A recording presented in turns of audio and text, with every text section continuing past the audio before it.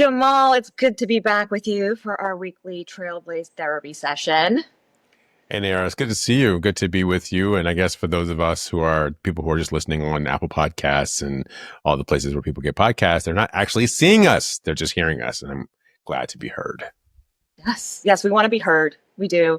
I've been wanting to ask you a question this week, given the news that your former boss, you were communications director for the Vice President, Kamala Harris, prior to her becoming the presidential nominee. And she said she's not running for governor of California now. So many people argue about how she should have future political prospects. You know, it wasn't her fault that all this happened. So did she make the right choice? Kamala made the right decision. She shouldn't have run for governor of California, I think. The risks were high in running for governor. If you think back, there are three big cases of former vice presidents who tried to run again for office.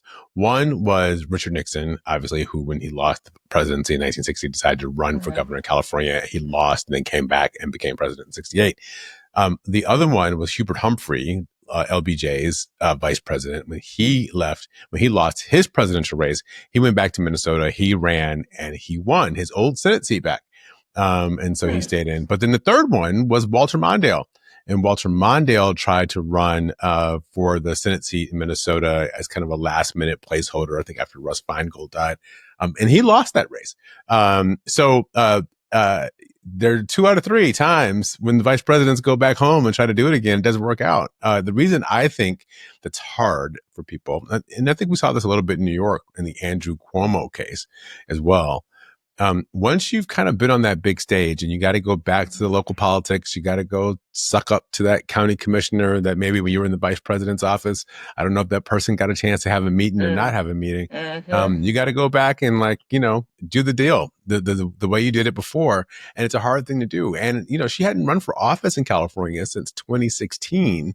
So in 9 years, California politics have changed a lot. And so, I would just advise I advise some of the folks who don't talk to her is that if she wanted to run, she had to treat it like it was her first time running. She can't assume a single thing about California because it's been so long since she's actually run for office there. So I just think the risk was high. If she lost that race, she would have it would have tarnished her reputation and her kind of iconography as being the first woman vice president, the first Black woman, the first South Asian woman vice president. It would have tarnished that. And what's the point? Unless she really wanted to be governor of California. And if that's what she wanted to do, then she should do everything possible to make it happen. Well, if she was doing it as a stepstone, then she could wait. Right. That's the thing is there's so many people who have come up in these electoral and political systems. And when they hit a ceiling, they look for some other avenue, which I totally get. This is what you've been doing. This is kind of what you built for, what you've been trained for. But also there's a point when it's done. Right. There's other ways to do it. It's not about, it really doesn't come, like you said, it comes down to, do you really want to do the job itself? Do you want to serve the entire state of California, or do you want to keep a political career up and running? And it's hard to translate, like you said, if you haven't run there for 8 years. I was vice president. I tried to run for president. But by the way, no, really, I do. I just want to do the job for you guys in California. Right. Like that's a really tough connection to make. And yeah, I guess, but she's young enough that it must be hard to think that this is the end of a political career, but she's also been young enough to have an entirely second legacy if and when she chooses to do that. We haven't seen a book tour or anything like that happen yet, have we? We haven't, but today HarperCollins announced today that she has a book coming out. Kamala Harris has a book coming out. She did an announcement. You'll see it on TikTok and on Instagram and all the socials. It's called 107 Days. And it's supposed to be her behind the scenes take on what happened during that historic campaign. And that's what she's been up to for the last few months when everyone else has been looking for her to step up and speak out. She's been writing this book. So it also, I think, looks forward to what she thinks we ought to be doing now. So we'll see. We'll see how revealing it is. Kamala Harris isn't known for being a very revealing person about her personal thoughts. She's not. So I'm very curious about that. In a professional setting, in a professional setting, right? Very guarded. She's got her inner circle of people that she really reveals herself to, and that's it. Yep. She could be a little salty and spicy behind the scenes when you're in a one-on-one or a small group of advisors, but where you hear some stories. But mostly she likes to keep it classy, as they say. Yeah, keep it classy. Thank you. That's helpful. And I am however much I hate to see a What do you woman think? who has been like, yeah, however much I hate to see a woman who has done lots of firsts to have to stop. Mm-hmm. It just, there is also that knowing when to pivot, move on, or just take a beat. And so I was really glad that she was not immediately sucked into the, why isn't Obama, why isn't Harris, all these people who were talking about democracy, why aren't they? Yo, they did it. They tried. They told you, Right. you know, majority of the country did not vote for them. Here we are.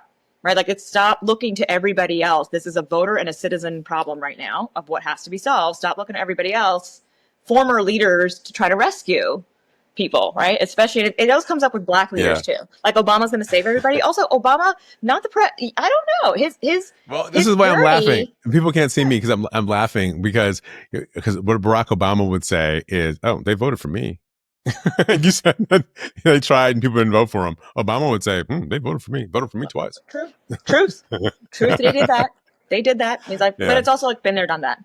Right. Yeah, and it's right what we expect of the formers or the people who tried and didn't make it. It's funny you mentioned vice presidents, and for whatever reason, I was trying to hear Dan Quayle's about him. Whatever happened to him? He was the butt of so many jokes. Yeah, so Dan Quayle basically lost it at the potato. You know, that E took him out, and he never recovered. Potato. I'm also wondering. But, you know, vice president's job, being vice president's hard. You know, we've talked about this before. Being vice president's really hard because you're really a backup singer. And so you never, it's so hard for somebody who's been a vice president to step up and be the front leader, just because people are so used to seeing you, you know, kind of stand behind somebody and nod affirmatively at whatever it is they say. So it's hard for you to go from that to being the person who's speaking up, you know, out front. Very few of them have actually made it across that finish line. Very few, and mostly in the Republican Party, but which leads questions to what's JD Vance been up to? I haven't seen him out and about lately. Haven't really heard much. I mean, right, there's a whole let's trot him out to pass the big beautiful bill, but like everybody else, he's probably having trouble keeping up with whatever it is that Trump is doing these days. Yeah, there's all the like sub genres, like the subreddits about whether or not like JD Vance calling for the release of the Epstein files is really like a subtle play to get Donald Trump impeached. Good job. He knows that if they actually let out what's in those files, there's no way Donald Trump makes it. So, you know, we'll see. Well, I think JD Vance is not a phenomenal political figure. So I shouldn't say that, but I'm not especially worried about him. I mean, it's phenomenal in the sense that, oh, wow, you won Senate and you won out of Ohio. Cool. But there's just so much to unpack with his conversion to Trumpism. And, you know, again, yes, vice president, like it's very hard. It's going to be anybody. I mean, listen, Trump's last vice president almost got hanged at January 6th with the encouragement and urging of, you know, that news from his president. So I don't know how JD Vance is going to navigate the next 3 years. And try to set himself apart. Or I mean, if you think about it, the presidents that we've had have all been pretty consistently whatever they are, right? Like, you know, Obama basically gave one speech in 2004 and he said the same thing over and over again for the rest of his political career, you know, or Joe Biden, you know, who was like that man from, you know, the working class Joe or whatever. Like people kind of know this thing. The only one who really changed was Ronald Reagan, right? Ronald Reagan was a Democrat. He was a union leader like in the 50s. And then, but it took him, and then he became a Republican, a conservative Republican, but it took him like 12 or 15 years after he converted in order for him to actually be elected president. So people don't really like you making quick pivots as you know, as a big presidential candidate. Even Donald Trump, he was always been a scoundrel, and he basically ran as a scoundrel. You know, yeah, so right. He is the thing we always thought he was. Your Reagan example is interesting because it's if you look at the through line, it's not as much of a pivot as people would think it is from Democrat to Republican, because that social period in time, many union leaders of the 50s went where other white people were going to be benefited, and not the idea of equal opportunity among all races, right? So it makes that's his through line, and we've seen that in so much of so many of the policies that he instituted at the state level and then at the federal level. I mean, even not wanting California colleges to be free for everybody, because that would mean you were educating an entirely different population than the folks who, if you paid had to pay for it and made it semi-private institutions, different population gets educated. So that's all student loans. Everybody can thank Ronald Reagan for that. That whole generation, thank Ronald Reagan. I did want to ask you also, because I noticed that you wrote this in your Substack, which is Kill the Spider. Kill the Spider? Yes. Kill the Spider on Substack. And you were talking about the fear economy. And I'm going to connect this to Halloween candy. I was in Safeway and walking out, and there's a whole wall of the big bags of Halloween candy. I'm like, it is not even August yet. And Whoa. You mean you aren't just thinking like, oh, this is the kind of candy one might buy for Halloween. You mean like it was the actual Halloween display candy was up. Oh, branded, man. like all of the branded, with the ghosts and the and all of the colors. Yes, that's bananas. It's not even Labor Day. August. Yes, it was all up, big bags and lines, and I'm like, oh, like the 2-for-1 and the sale. And I'm seeing, I'm like, what? Why? First of all, nothing about this feels Halloween because it's not even close to fall. It's really wet or really, really humid, hot. But like, are they trying to get ahead of the hoarding that people have been talking about, the consumer potential for hoarding while things are still cheap, right? Before tariffs hit and all these other things and, inflation really hits. Let's grab stuff. Is that why they're doing it? Otherwise, I can't figure out, because I literally looked at it and it turned me off, that you're trying to push another holiday down my throat 5 months early. But that was the idea of like, well, maybe there is an economic business reason to offer these types of sales and discounts and try to move product now as quickly as you can, because you're not convinced as a company that you're going to be able to move the product in the usual season or in the winter. Yeah, no, totally. That could be true. And what's really going to be true is getting a costume, because all those costumes are made, in Asia. They're made overseas. So how much are those costumes going to cost by October once those tariffs kick in?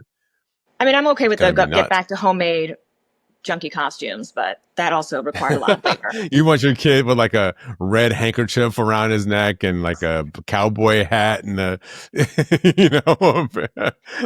He's like, oh, look at you, you're Woody from Toy Story. What happened to the red? Like, oh, look, here's some chalk in your hair. You're an old man. Yes, exactly. Like, here you go. That's all it is. Yeah, that's a good way to do it. Or like, all the little girls who are in black leotards with a cape and like a big hat and they're witches. That's it. Right? Or this year we're going to put a little black nose and some lines. There you go. You're a cat now. There you go. And like a big mole on your cheek. I say this as a parent who has not only sewn bespoke costumes for my daughter last year. She wanted to be a very specific character from the cartoon/book Go Dog Go. And we also have done family costumes over the years. And even I would not mind all of that disappearing and just make it easy. But back to the idea of the fear economy. Yeah, but fear. What do you mean by that then? Yeah, I mean, if you think about how Trump does his business, it's just an incredible amount of intimidation and fear that he goes around. So I've just been reading all these stories about different populations of people who are afraid that they're about to lose something in the Trump economy. One of them that jumped out at me were all the parents, especially parents of newborns, who are rushing to get their babies and their young kids vaccinated because they're afraid that RFK Jr. is going to get rid of the vaccines, and certainly maybe Medicaid won't be paying for the vaccines anymore. We've already, heard the fear about rural hospitals that are going to close because of the Medicaid cuts in the last big bill that they did. That's not even fear. That's reality, because big hospital systems have started announcing that. They've started announcing their closures. Absolutely. So people who live in these communities who are worried, like, I'm gonna have to drive an hour and a half to go get a doctor's appointment, or something happens, where do we get emergency care? So that's a real thing. And then another thing, again, let's stick on the rural point just for a second, that they appointed the new Postmaster General of the United States is a FedEx board member, a former FedEx board member, but he still owns stock in FedEx that he hasn't sold yet. And so he's supposed to be in charge of the public postal service, which has a mandate to deliver mail to everybody in the country with an address 6 days a week, right? But it's inefficient. It just doesn't make any financial sense to do it. Like, it's a market failure because people it's too Spartan and it's too hard to get to places. But that is the government's job, is to deliver a service to people wherever they are, because we believe everybody ought to be connected. Right, but if because you're it's the not head about of the FedEx profit. and you think, It's not about the profit. It's not about the profit. Yes. Right. But if you're a FedEx guy and you think about the world like these efficiencies and maybe we should privatize it. And so all these people who live in rural communities who are now concerned that they're going to have their postal service cut back on because some suit from FedEx has decided it just doesn't make any money. So everywhere you turn, people are starting to get more and more. And obviously, we know the big stories about the universities that are cutting deals with Trump to be monitored because they're afraid of losing money. We saw the Paramount and its decision to do a bunch of things that look like they were trying to kiss up to the White House so they could get their big merger deal done. There are all these cases of people who Trump goes out and threatens them in a big way.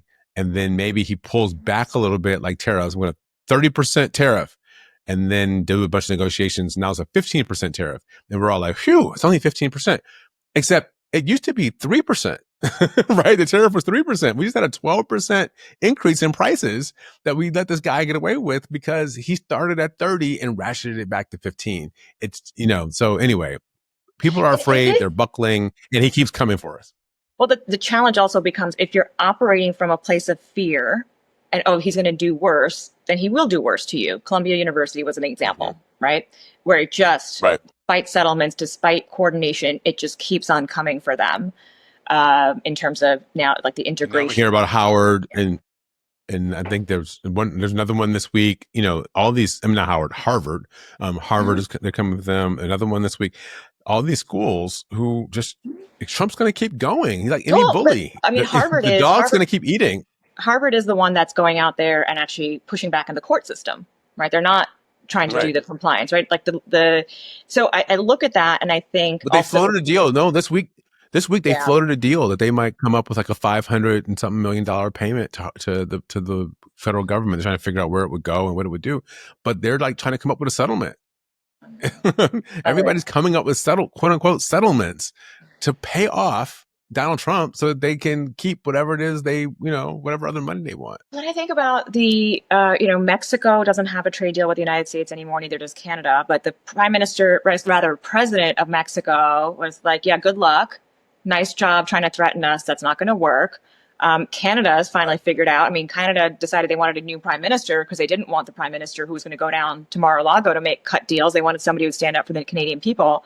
And Canada's actually now, it's been better for their economy in that in reaction to the lack of trade deals with the U.S., they started now making inter-province deals. They're becoming more of a free trade internally, right? So they're doing better internally in response to where the United States has now positioned them. The one I feel saddest for, though, is Japan. And a reminder to folks, after World War II, Japan was demilitarized. And in fact, the United States has a military base there on Okinawa. And that is the military of Japan, right? That's part of now the culture and how things have gone for many years. And Trump just threatened them with like a 30% tariff, like blanket across the board. It's like, what has Japan done to us? It's not China. There's other ones you can put, nothing. And they settled for a 15% one just to get out of it, right? Just to get out of this trouble, out of this situation, be like, please stop. Yes, this is what I mean. And that's what happens is that you end up, when you go work from that place of fear, you end up doing yourself harm also, if that's how you're operating. And that's what somebody who preys on fear is hoping on. The predator, right? The predator can smell blood in the water. Canada, absolutely. Right. Absolutely. And what you mentioned about Canada, doing deals with one themselves, now you're starting to see other countries start to do deals among themselves in order to create a sub-economy without the United States involved, and how to do defense agreements, because they're afraid the U.S. won't stand up for NATO. So they've got to create their own defense pacts to take care of themselves. But you know who the person is who will not be cowed? The person who will not go down, the one who I would never have thought would have been a progressive hero, is the chairman of the Federal Reserve, Jerome Powell. Seriously, that was who looked Donald Trump in the eye and was like, "Fuck you, no."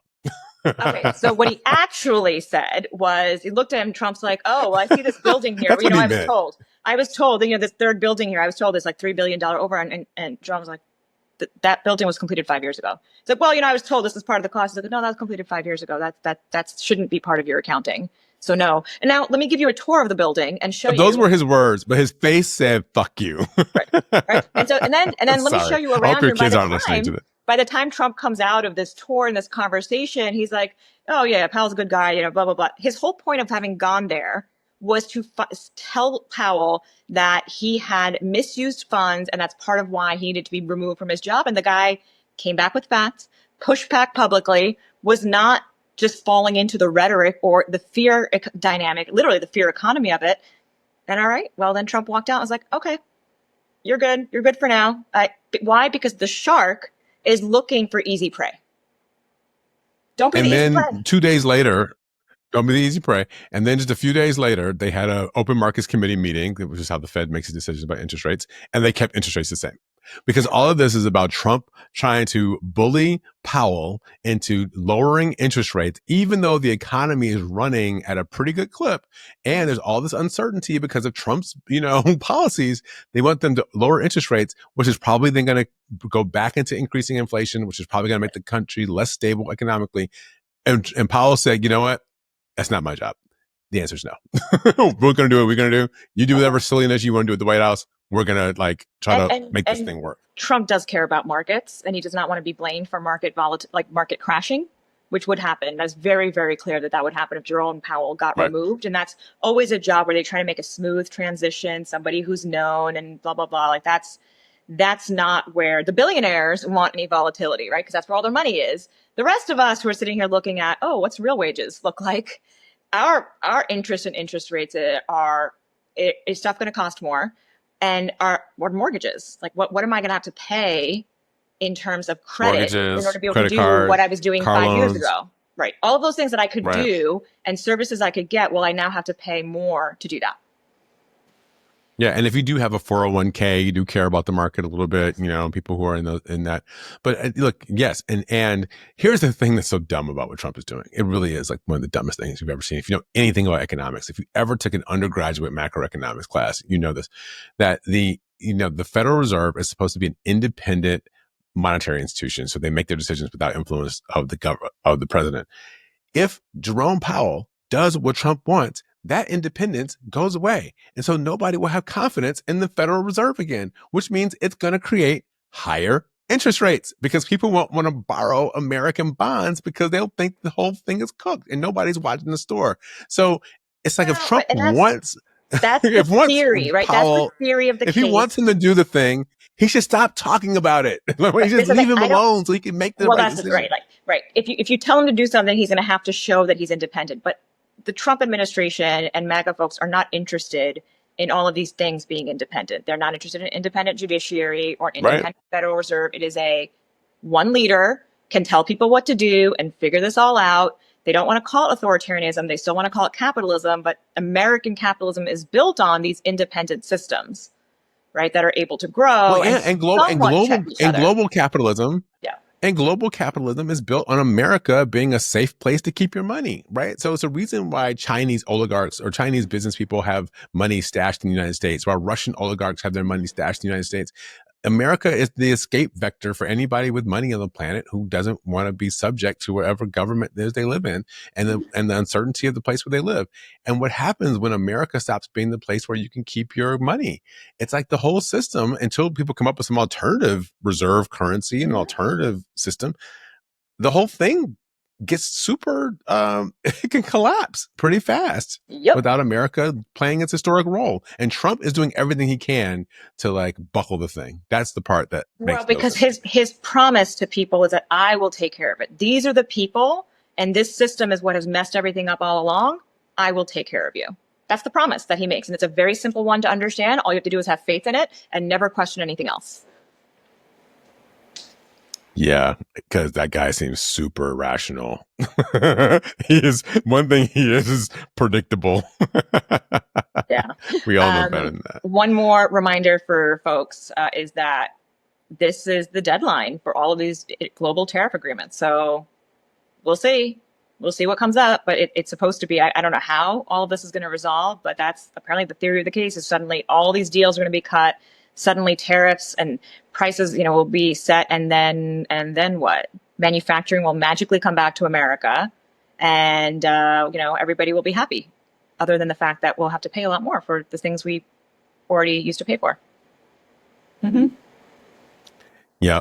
I think that's not going to happen. Well, the deals aren't going to happen. Not like I just that. got back from. No. The deals aren't going to happen. And even if you decided you wanted to bring your manufacturing back to the United States, it's going to take you 5 years to build a factory and get it up and running. And even if you build a factory and got it up and running, you know what? You're not going to hire a bunch of people. You're going to put robots in it. So that's not, because it doesn't make sense to hire expensive American labor to do something that you could pay AI and robots to do. That's the reason why people do it overseas at this point, because it's cheaper. Right. And that's the conversation that is coming up very regularly. Is like, okay, if I have to cut in business circles, I as an owner have to cut margins because of tariffs. Okay, well, AI is really helping me out these days. That's going to rapidly innovate and make me explore AI. Great for the business. Who gets replaced with AI? Workers. Yep. Right? Entry-level workers. Anybody who does a repetitive thing. Yep. All of that. That it's going to be a totally different worker economy. And again, I bring it back to the tech billionaires. That is what they want from all of this. They are perfectly happy having. So let me ask you this before we go. So here's a good question then for you, because I think this is like a mixed thing, right? Do you think that if we are because we are moving down the path toward an AI economy, does that mean that we are also moving down the path toward a minimum benefit, right? That everybody in the country will get a check. I don't see that being universal benefit. Yeah, some kind of universal pay or universal income, which has been tried in a couple of different cities, right? Stockton and some other cities have done that. I don't see that. It's not part of the conversation right now. The tech billionaires and the folks who do control the levels of power. Well, they want it. Well, what they want is they want the AI to cut their margins, not have to worry about all the things you have to worry about with workers and training and support and all of that, right? Like that for them is a very human capital, is something they would like to get rid of at certain rungs of the ladder, not at the higher rungs, which is where they sit, right? But the lower rungs of the ladder. And so that, what does that do to the value of degrees and education? Your first job, what's your first job out of school now? What's that look like? What does it do? It's an extension of automation that already created problems for American manufacturing. So all of this is a huge workforce realignment, and how you take care of that workforce, how you train that workforce is a big question. Now, AI, of course, has wonderful benefits as well, but this is not, the people in power right now are not exploiting it for benefits, say for healthcare and detecting Alzheimer's earlier, Parkinson's. Right. All of that is part of the AI dynamic. They are looking at it to put people out of jobs and make companies more efficient. And none of that bodes well for this big chunk of working America that doesn't have a retirement, still has student loans. Like what does that group do? So if you get a universal basic income, which in a way we sort of tried it during the pandemic, right? We kind of cut everybody with a stimmy, right? Everybody got a check to keep them afloat during the pandemic. We supported all these businesses and kept people afloat. So in a way, we have already run a big national experiment, and it turned out, you know what? We lowered poverty. People were happier. Like the country kept going. It feels like maybe but you know what you need? Of the universal basic income. You know what you need to have a universal basic income? The same people who are benefiting from all of these AI technologies and all the government support for innovation and the tech billionaires amongst themselves. Well, then you need them to actually pay taxes, because that stimmy needs to come from somewhere. Right now, what they're doing with the way the budget was structured and what the goals are is to severely cut public services and try to take care of defense and tech, and that's about it, right? So that is not a vision that feels that there is a sense of responsibility for people anywhere else in the economic ladder. I guess we ended up on fear economy. Like that's the case. Yep, that's a fear economy right there. How are you going to take care of yourself? How are you going to take care of yourself? Back to the fear economy. That's right. All right, Nayyera, great to talk to you again this week. Thanks, Jamal. Bye, everyone.